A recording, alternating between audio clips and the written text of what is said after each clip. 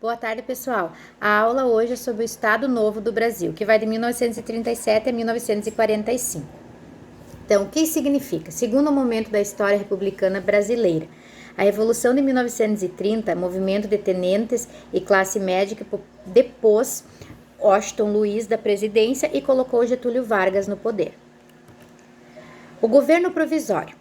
Primeiro nome da era Vargas, Getúlio não consegue ser ditador nesse contexto, mas já tenta concentrar os poderes nas suas mãos. Então, mesmo ele não sendo, o ditador da história naquele momento, ele já estava tentando fazer ligações e coisa tudo com os outros poderes para ele ficar como chefe.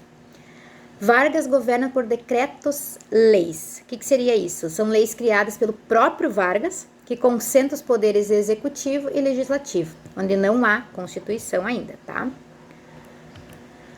Interventores. Militares ligados a Getúlio Vargas são nomeados para substituir os governadores dos estados. Tá? A Revolução Constitucional de 1932, que foi em São Paulo, exigia a volta da democracia e a convocação de uma Assembleia Constituinte por Getúlio Vargas.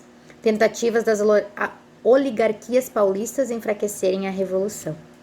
O governo constitucional, neste volta a haver Constituição e, consequentemente, relativa liberdade.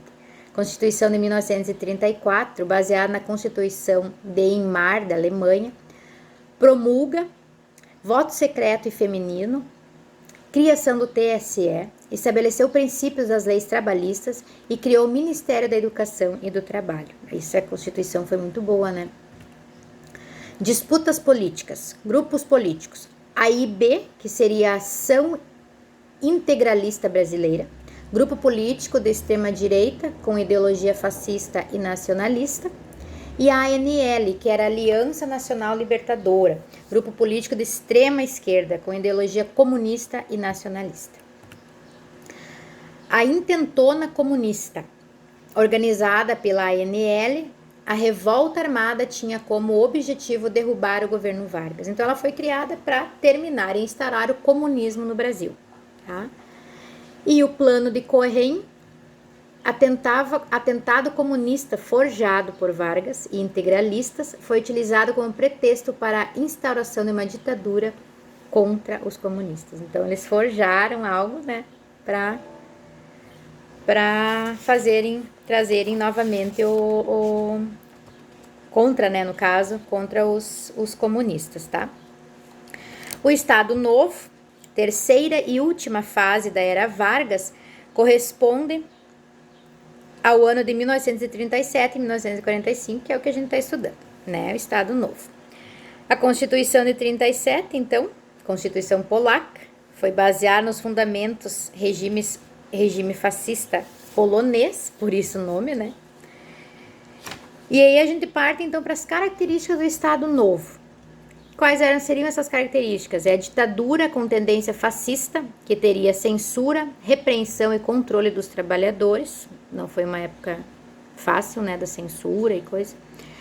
Legitimação através da força e propaganda. Departamento de Imprensa e Propaganda. Não era tão liberal e coisa como é hoje em dia, mas eles estavam começando, né? O fim do Estado Novo. Então, o papel contraditório do Brasil na Segunda Guerra Mundial. Então, que pôs fim a esse Estado, A influência norte-americana, o Brasil com tendência fascista, entra em conflito contra o eixo Alemanha, Itália e Japão. Então, foi isso que acabou botando fim ao Estado Novo. Nacionalização da economia. Criação de empresas estatais, Companhia Siderúrgica Nacional e Vale do Rio Doce, política de boa vizinhança neutralizada no início da Segunda Guerra, que era o que a gente estava falando agora.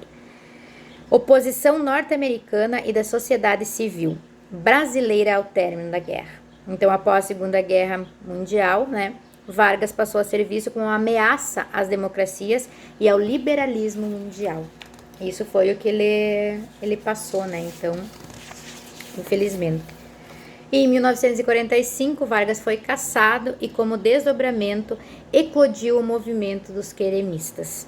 fenômeno popular das massas pobres, ligada ao trabalhismo e que queria a permanência de vaga no poder, mas com uma nova Constituição. Mas isso é outra história. Um abraço a todos.